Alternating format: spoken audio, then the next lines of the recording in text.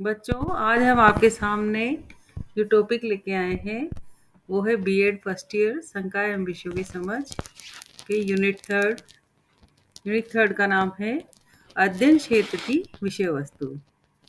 अध्ययन क्षेत्र में जो टॉपिक है हमारे पाठ्यक्रम से रिलेटेड है पूरा।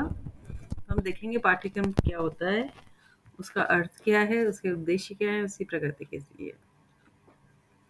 ठीक है। पाठ्यक्रम अंग्रेजी भाषा के करिकुलम का हिंदी रूपांतरण है जो लैटिन भाषा से लिया गया है। विद्यालय में शिक्षक एवं शिक्षार्थी द्वारा किसी सुनिश्चित उद्देश्य की प्राप्ति हेतु किए गए समन्वित क्रियाकलाप को ही पाठ्यक्रम कहा जाता है। हम पाठ्यक्रम किसके बोल रहे हैं? उस चीज को कि विद्यालय में कौन से स्थान पर? विद्यालय में टीचर और स्टूडेंट के बीच में एक निश्चित उद्देश्य के हेतु कोई जो क्रियाकलाप होता है। स्टूडेंट को क्या करना है? सीखना है और टीचर को सिखाना है, समझाना है। ठीक है। तो वो किस क्या समझाना है और क्या सिखाना है, वो जो गवर्नमेंट के द्वारा निर्धारित है ना, जो पाठ्यक्रम निर्धारित है, विषय वस्तु निर्धारित है हमारी कि ये चैप्टर, ये कोर्स, ये बच्चों को पूरी तरीके से समझाना है, उनको जोड़ते हुए चलना है और विद्यार्थी को वो सब समझना है और पढ़ना है। तो एक और इस सब से क्या होगा? उनको ज्ञान की प्राप्ति होगी। तो शिक्षक एवं शिक्षार्थी द्वारा किसी निश्चित उद्देश्य की प्राप्ति हेतु किए गए समन्वित क्रियाकलाप को ही पाठ्यक्रम कहा जाता है। इस प्रकार पाठ्यक्रम के अंतर्गत न केवल शैक्षणिक क्रियाएं आती है, अपितु वह समस्त क्रियाकलाप अनुभव आ जाते हैं जो विद्यालय के अंतर्गत क्रियान्वित होते हैं। सिर्फ हम पाठ्यक्रम के अंतर्गत वही नहीं ले रहे कि जो हमारी बुक में लिखा हुआ है। इसके अलावा उसके साथ जैसे शैक्षणिक क्रियाएं तो होती है, जैसे हिस्ट्री पढ़ा दी, इकोनॉमिक्स पढ़ा दी, ज्योग्राफी पढ़ा दी, इंग्लिश पढ़ लिया, है ना, ये सब तो हम पढ़ ही रहे हैं। लेकिन उसके साथ साथ वो सब क्रियाकलाप भी है, जैसे बीच बीच में बच्चों को क्या गेम्स पीरियड दिया जाता है, गेम सिखाए जाते हैं, उनको गाना बजाना नाचना या व्यवसाय संबंधी जो क्रियाएं सिखाई जाती है, वो सब सारा क्रियाकलाप और अनुभव आ जाते हैं जो विद्यालय के अंतर्गत क्रियान्वित होते हैं। कनिंघम के अनुसार यह मतलब पाठ्यक्रम। यह कलाकार कौन है? शिक्षक के हाथ में एक साधन है जिसके द्वारा वह अपनी सामग्री मतलब छात्र को अपने स्टूडियो, कौन सी है? विद्यालय में अपने आदर्श यानी कि उद्देश्य की प्राप्ति के अनुसार वांछित रूप देता है। तो पाठ्यक्रम कलाकार के हाथ में एक साधन है जिसके द्वारा वह अपनी सामग्री को अपने स्टूडियो में अपने आदर्श के अनुसार वांछित रूप देता है। यानी कि कनिंघम महोदय कहते हैं कि पाठ्यक्रम शिक्षक के हाथ में एक ऐसा साधन है जिसके द्वारा वह छात्र को विद्यालय में निश्चित उद्देश्य की प्राप्ति हेतु तैयार करता है। ठीक है। अब माध्यमिक शिक्षा आयोग ने लिखा है कि विद्यालय का संपूर्ण जीवन पाठ्यक्रम है जो छात्रों के जीवन के सभी पक्षों को प्रभावित कर सकता है और उनके संतुलित व्यक्तित्व के विकास में सहायता दे सकता है। तो माध्यमिक शिक्षा आयोग कहते हैं कि विद्यालय का संपूर्ण जीवन पाठ्यक्रम है, क्योंकि विद्यालय के दौरान बालक हमेशा कुछ न कुछ सीखता ही रहता है। तो जो विद्यालय की पढ़ाई के दौरान जो सब कुछ सीख रहा है बालक, तो वो संपूर्ण जीवन ही पाठ्यक्रम है। जब बालक किसी शिक्षा से रिलेटेड कोई भी काम करता है, सीखता है, समझता है और उसके क्रियाकलाप करता है, तो सारा जीवन उसमें उसका बताया गया है कि वो सब कुछ ही पाठ्यक्रम है जो छात्रों के जीवन के सभी पक्षों को प्रभावित कर सकता है। कोई बालक पढ़ने में अच्छा है, कोई बालक खेलने में अच्छा है, कोई अन्य क्रियाकलापों में अच्छा है, तो है ना, उसके जीवन के सभी पक्ष उससे प्रभावित होते हैं और उनके संतुलित व्यक्तित्व के विकास में सहायता दे सकता है। पाठ्यक्रम का अर्थ, मीनिंग ऑफ करिकुलम। शाब्दिक दृष्टि से देखें तो हम पाते हैं कि पाठ्यक्रम शब्द दो शब्दों का मेल है, पाठ्य तथा क्रम। पाठ्य का अर्थ है पढ़ने योग्य तथा क्रम का अर्थ है व्यवस्था, अर्थात पढ़ने योग्य विषय वस्तु की व्यवस्था। तो पाठ्यक्रम का क्या अर्थ हुआ? पढ़ने योग्य विषय वस्तु की व्यवस्था। अंग्रेजी भाषा में पाठ्यक्रम के लिए हम करिकुलम शब्द का प्रयोग करते हैं। अंग्रेजी के करिकुलम शब्द की व्युत्पत्ति लैटिन भाषा के क्यूरेरे शब्द से हुई है। जिसका अर्थ है दौड़ना। के क्यूरर क्या क्या अर्थ है? दौड़ना। इस प्रकार करिकुलम का अर्थ हुआ दौड़ का मैदान।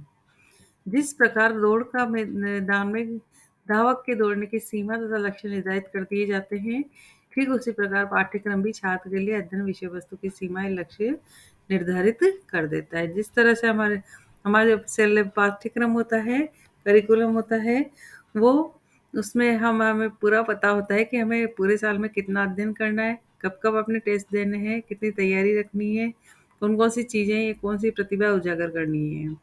तो इसका अर्थ बताया गया है कि दौड़ का मैदान, और दौड़ के मैदान में जिस प्रकार धावक के दौड़ने की सीमा निश्चित होती है, उसका लक्ष्य तय होता है, उसी प्रकार अध्ययन विषय वस्तु की सीमाएं तथा लक्ष्य निर्धारित कर देता है। इस दृष्टिकोण से पाठ्यक्रम एक ऐसा दौड़ का मैदान है जिसकी सीमाओं में दौड़कर छात्र शिक्षा के उद्देश्यों को प्राप्त करता है। खान महोदय के अनुसार पाठ्यक्रम वह है जो बालकों को पढ़ाया जाता है। इसमें ज्ञानोपार्जन से संबंधित सभी क्रियाएं सम्मिलित है। पाठ्यक्रम कला, समाज तथा प्रकृति पर मानव की इच्छा शक्ति के द्वारा परिवर्तनों को भी व्यक्त करता है।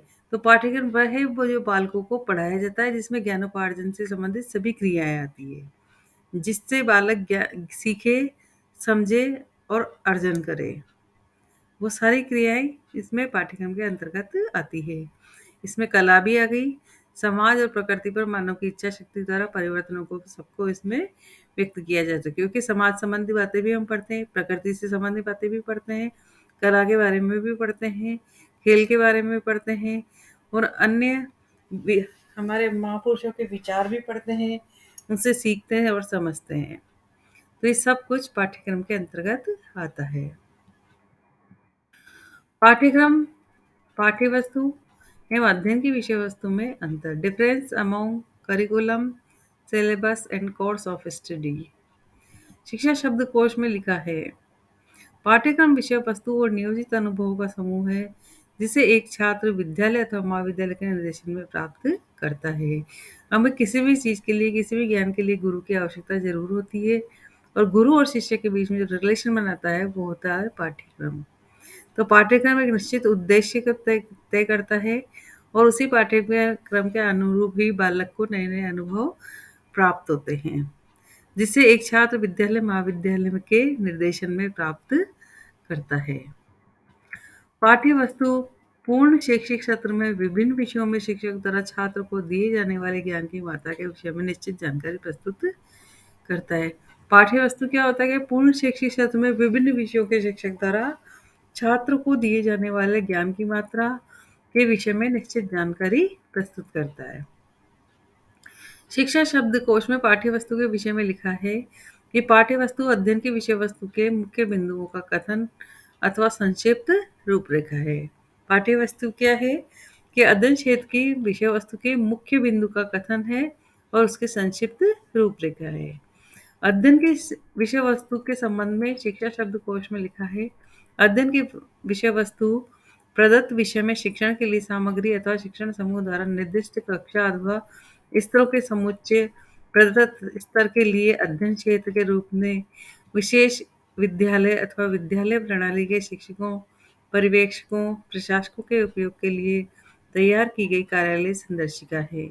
इसमें कोर्स के उद्देश्य, अपेक्षित परिणामों, अध्ययन की जाने वाली सामग्री की प्रकृति एवं क्षेत्र, उपयुक्त शैक्षणिक सामग्री, पाठ्य पुस्तक, पूरक पठन, क्रियाएं, सुझाए गए सीखने के अनुभव, शिक्षण विधियों एवं उपलब्धियों के मापन के सुझाव भी सम्मिलित किए जा सकते हैं।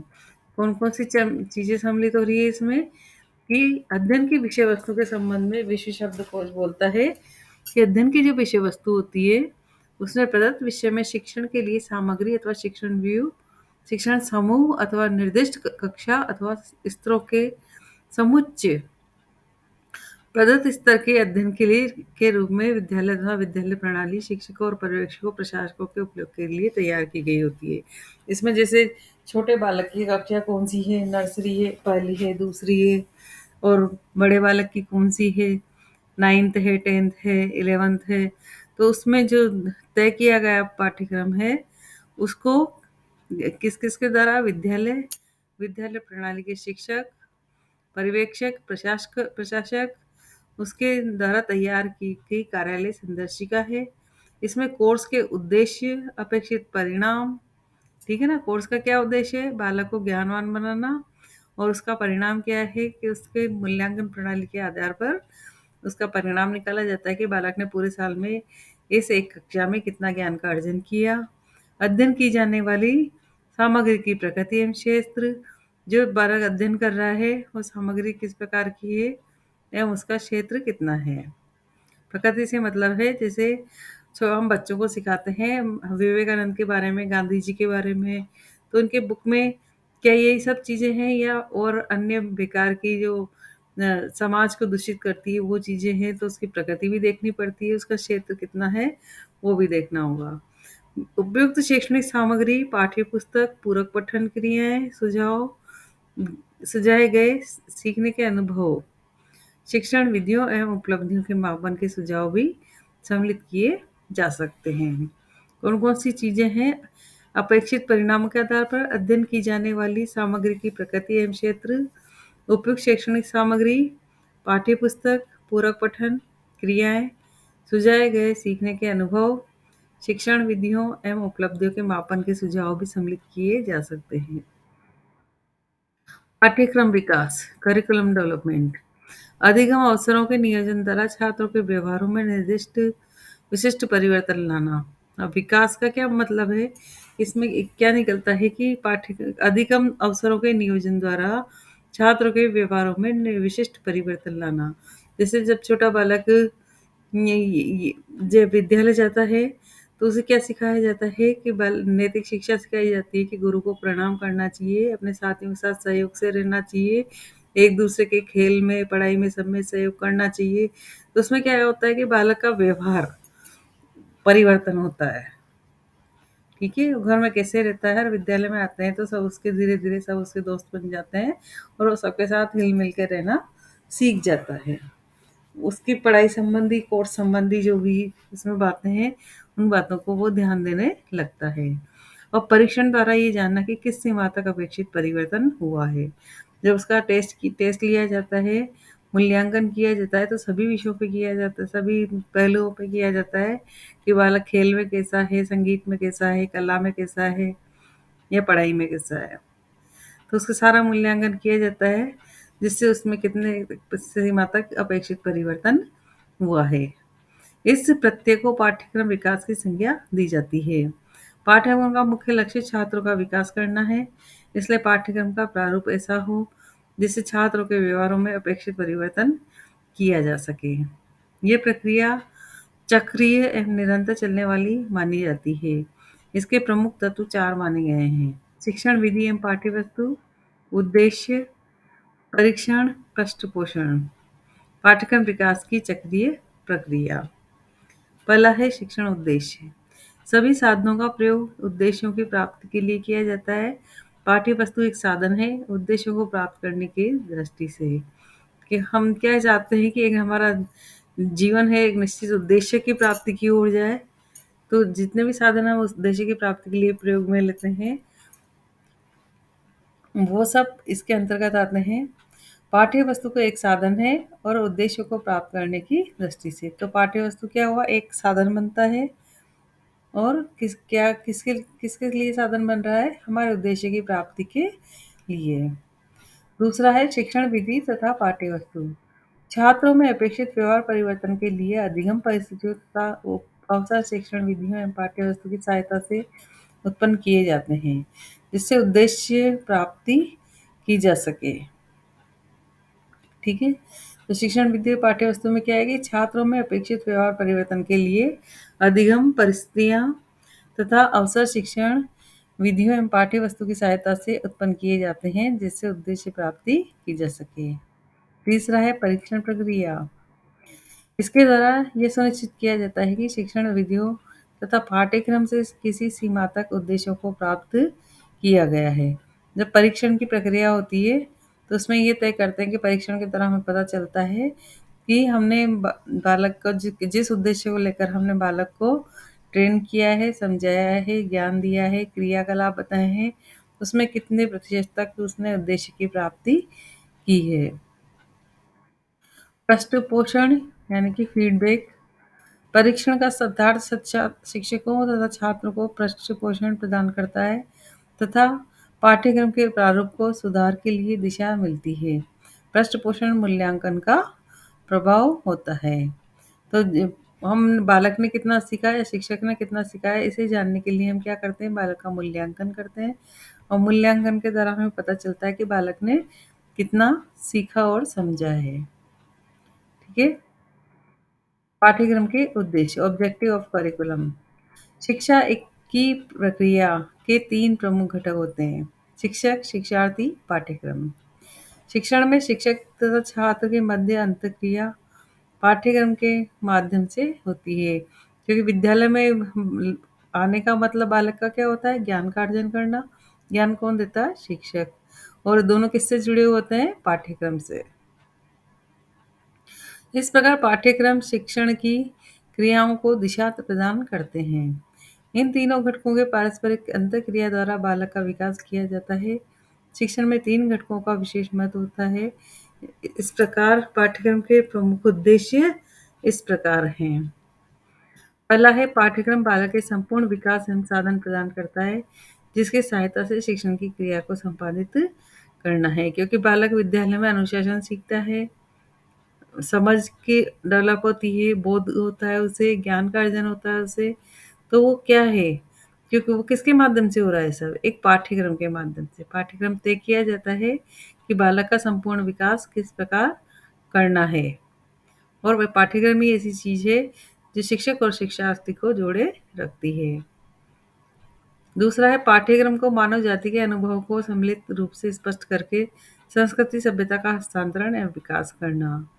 इसमें क्या होता है, पाठ्यक्रम में जब एक क्लासरूम होती है तो उसमें यदि 30 बच्चे हैं और 30 में से कितने ही बच्चे होते हैं जो अलग अलग धर्मों के होते हैं, और उन सब के अवसर पर वहाँ पे क्रियाकलाप करवाए जाते हैं। जैसे ईद पे क्या ईद पे ईद से संबंधित बात की जाएगी या ईद से संबंधित क्रियाकलाप होंगे।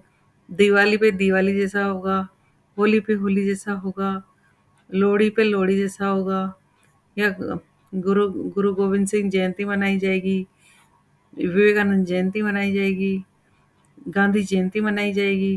तो और बहुत सी जैसे पेरेंट्स टीचर मीटिंग की जाएगी, ग्रैंड पेरेंट्स मीटिंग की जाएंगी।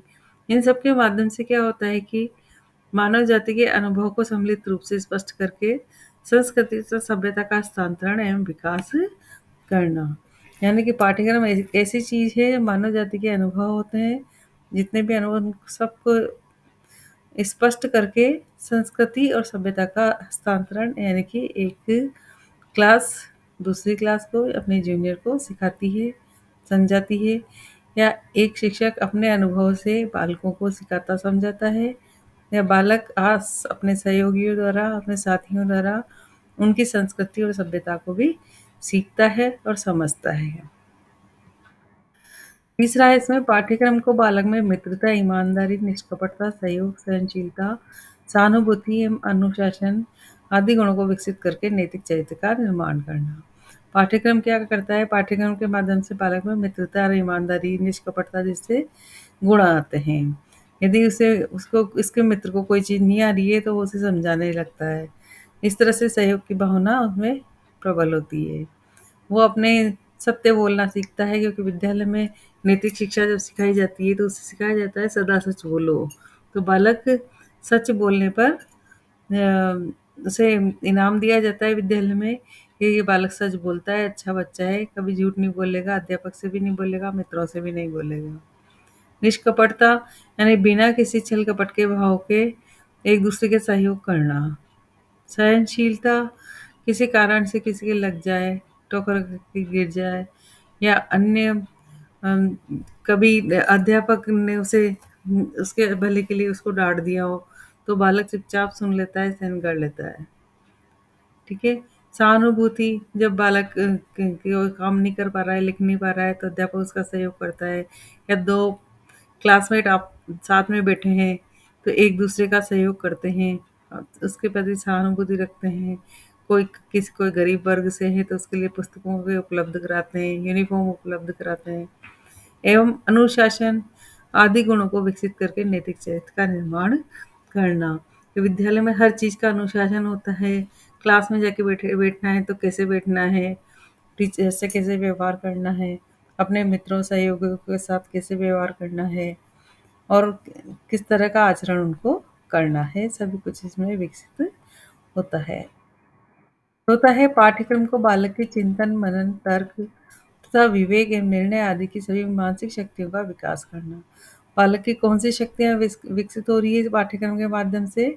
जब बालक पढ़ाई करता है, तो जो चैप्टर पढ़ता है उसके बारे में चिंतन करता है, मनन करता है, बार-बार सोचता है, समझने की कोशिश करता है। तर्क और विवेक एवं निर्णय, जब उसे कुछ नहीं समझ में आता है तो अपने अध्यापक से उसके बारे में क्वेश्चन करता है और समझने का प्रयास करता है। विवेक एवं निर्णय, जब बालक जैसे हिस्ट्री पढ़ी उसमें तो कितने ही राजा ऐसे हैं जिन्होंने अपना जीवन व्यर्थ ही गवा दिया। एक तरफ राज्य करते थे, दूसरी तरफ दूसरा फैलाने के राज्य फैलाने के चक्कर में दूसरी तरफ अटैक करते थे तो उनका पहला राज्य उनसे छिन जाता था। इस तरह की कौन से राजा ने अच्छा काम किया है, किसी ने बुरा काम किया है, कौन से उनका डिसीजन लेना सही था, किसी का डिसीजन क्या गलत था, इन सब बातों को इसमें हम सीखते हैं और स्वयं भी समझने का प्रयास करते हैं बालक कि हमें इस तरह का कार्य करना चाहिए या इस तरह का कार्य नहीं करना चाहिए। तो इसमें उनकी सभी मानसिक शक्तियों का विकास होता है।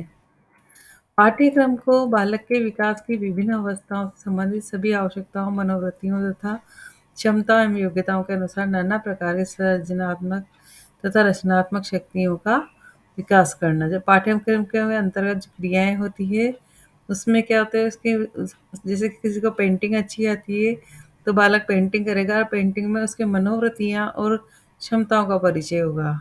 जैसे उसके मन में क्या विचार चलते रहते हैं, तो वो उसको पेंटिंग के माध्यम से प्रकट करेगा। या किसी का निबंध लिखने में रिटन पावर अच्छी है, तो वो बालक निबंध लिख के अपने उद्देश्य और लक्ष्यों को बताएगा, उसके विचार बताएगा। या अन्य किसी कोई बालक खेल में अच्छा है, तो बहुत अच्छा प्रेज़ेंटेशन देगा। तो कितने या कोई बालक प्रयोगशाला में बहुत अच्छा काम कर लेता है, तो वो सब उसमें उसकी योग्यता में आता है। तो नाना प्रकार की योग्यताएँ उसमें विकसित होती है विद्यालय के अंदर पाठ्यक्रम के माध्यम से। पाठ्यक्रम को सामाजिक तथा प्राकृतिक विज्ञानों एवं कलाओं तथा धर्मों के आवश्यक ज्ञान द्वारा ऐसे गतिशील तथा लचीले मस्तिष्क का निर्माण करना चाहिए, जो प्रत्येक परिस्थिति में संपूर्ण तथा साहसपूर्ण बनकर नवीन मूल्यों का निर्माण कर सके। तो क्या होना चाहिए कि पाठ्यक्रम के दौरान होना चाहिए कि बालक के कब उसके गतिशील होने से गतिशील से लचीले मस्तिष्क का निर्माण करना चाहिए। तो मतलब कि गतिशील यानी कि तुरंत डिसीजन ले सके, अपने अपने डिसीजन अपने परिवार के प्रति, अपने दोस्तों के प्रति, अपने टीचर्स, विद्यालय के प्रति डिसीजन ले सके, अपने लाइफ के डिसीजन ले सके, कहाँ उसे मतलब कम बोलना है, कमज़ोर पड़ना है, चुप रहना है, या कहाँ पे पीछे हटना है और कहाँ पे उसे आगे बढ़ना है। इस तरह से डिसीजन वो अपने मस्तिष्क से ले सके, ऐसा इसमें होना चाहिए ताकि हर परिस्थिति अच्छी या बुरी हो उसमें वो घबराए नहीं और उसका डट के सामना करे। जैसे विद्यालय में व्यावसायिक शिक्षा दी जाती है, तो बालक का एक पीरियड व्यवसाय शिक्षा के लिए लगाया जाता है। उसमें तरह-तरह की लघु उद्योग बनाने की चीज़ें वहाँ पे लघु उद्योग खोलने की चीज़ें वहाँ पे उद्योग की चीज़ें उसमें सिखाई जाती है। तो बालक हर परिस्थिति का सामना कर सके, यदि उसे गवर्नमेंट जॉब नहीं मिले या कोई अन्य परिस्थिति आ जाए तो वो उसका उपयोग कर सकता है और परिस्थिति से लड़ सकता है। पाठ्यक्रम को ज्ञान तथा खोज की सीमा पाठ्यक्रम को ज्ञान तथा खोज की सीमाओं को बढ़ाने के लिए अन्वेषकों का सृजन करना। पाठ्यक्रम को क्या होता है? ज्ञान तथा खोज की सीमाएं बढ़ाने के लिए अन्वेषकों का सृजन करना होता है। पाठ्यक्रम को विषयों तथा क्रियाओं के बीच की लिखाई को पाठ कर बालक के सामने ऐसी क्रियाओं को प्रस्तुत करना जो उसके वर्तमान तथा भावी जीवन के लिए उपयोगी बनाए। तो पाठ्यक्रम में जो विषय होते हैं, उनका चयन बड़ी कक्षाओं में आके होने लगता है कि तो बालक जब विषयों का चयन करता है तो उसके दिमाग में रहता है कि उसे बड़ा होकर कौन से क्रियाकलाप करने हैं और उसका जीवन किस तरह का बनाना है। पाठ्यक्रम से बालक में जनतंत्रीय भावना का विकास करना। पाठ्यक्रम एक अकेले के बस का रोग नहीं होता, बल्कि जिसमें सब मिलजुल कर इसमें सहयोग करते हैं। पेरेंट्स भी करते हैं, मित्र भी करते हैं और टीचर्स भी करते हैं। ठीक है? तो वो स्वतंत्र रूप से डिसीजन ले सकता है कि उसको कौन-सा सब्जेक्ट पढ़ना है। 10वां है पाठ्यक्रम शिक्षण प्रक्रियाओं तथा शिक्षक तथा छात्र के मध्य अंतःक्रिया के स्वरूप का निर्धारण करना। पाठ्य वस्तु के निर्माण में सामग्री चयन का आधार। पाठ्य सामग्री अपेक्षित होनी चाहिए जिस विषय की पाठ्य वस्तु का निर्माण हो रहा है। पाठ्य सामग्री भी उसके उद्देश्यों के अनुरूप होनी चाहिए। कई बार हमें सामाजिक अध्ययन और विज्ञान का उद्देश्य इसलिए अपेक्षित सामग्री भी अलग होना चाहिए क्योंकि दोनों के अपने-अपने उद्देश्य होते हैं और सामग्री भी अलग हो सकती है।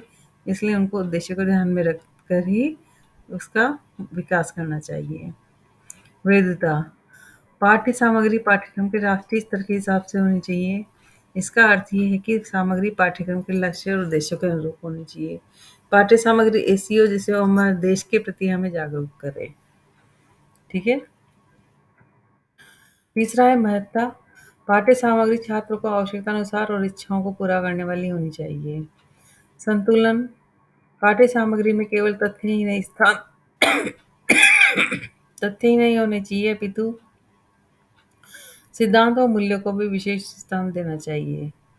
इसके अतिरिक्त सामग्री में संज्ञानात्मक कौशल और भावात्मक तत्वों का भी उचित मिश्रण होना चाहिए। संपूर्णता पाठ्य सामग्री में विषय से संबंधित सभी महत्वपूर्ण बिंदु सम्मिलित होने चाहिए। इसके अतिरिक्त छात्रों की परिपक्वता के अनुसार पाठ्य सामग्री में गहराई भी होनी चाहिए। गहराई होनी चाहिए यानी कि उसमें सोचने समझने की क्षमता विकसित करने वाली बात होनी चाहिए ताकि बालक उसको पढ़कर गहराई तक सोचे और समझे।